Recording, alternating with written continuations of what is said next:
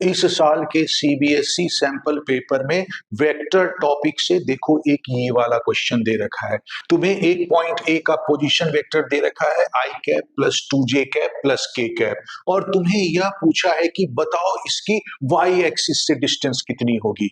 तो इसको निकालने का एक तरीका यह है कि हम उस पॉइंट से वाई एक्सिस पे एक परपेंडिकुलर ड्रॉ करते हैं। तो क्लियरली जो परपेंडिकुलर का फुट है, क्योंकि वह वाई एक्सिस पे है, तो इसलिए उसका एक्स कोऑर्डिनेट और जेड कोऑर्डिनेट तो जीरो होगा, और इस पॉइंट का फुट ऑफ परपेंडिकुलर का जो वाई कोऑर्डिनेट है वह उतना ही होगा जितना इस ए पॉइंट का वाई कोऑर्डिनेट है, मतलब 2 होगा। इसका मतलब इस पॉइंट का जो कोऑर्डिनेट है एक्स कोऑर्डिनेट 0, वाई कोऑर्डिनेट 2 और जेड कोऑर्डिनेट 0 हो जाएगा। और वेक्टर फॉर्म में ये जो पॉइंट है P, इसका हम पोजीशन वेक्टर लिख सकते हैं 0i plus 2j plus 0k। और क्योंकि P जो है A से ड्रॉ किए गए परपेंडिकुलर का फुट है, इसलिए AP की लेंथ जो है वही पॉइंट A की y एक्सिस से डिस्टेंस है। और क्योंकि हमें A और P का पोजीशन वेक्टर पता है, तो हम इजीली AP की लेंथ निकाल सकते हैं। तो सबसे पहले हम AP वेक्टर निकाल लेते हैं, AP को वेक्टर फॉर्म में रिप्रेजेंट कर देते हैं।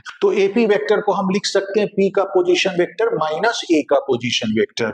और अगर इसे हम सॉल्व करें, मतलब P के पोजीशन वेक्टर में से A का पोजीशन वेक्टर माइनस कर दें, तो हमारे पास आंसर आएगा माइनस आई कैप माइनस के कैप। और अगर अब मैं इसका मैग्नीट्यूड निकाल लूं, तो मैग्नीट्यूड ही AP लाइन की लेंथ होगी।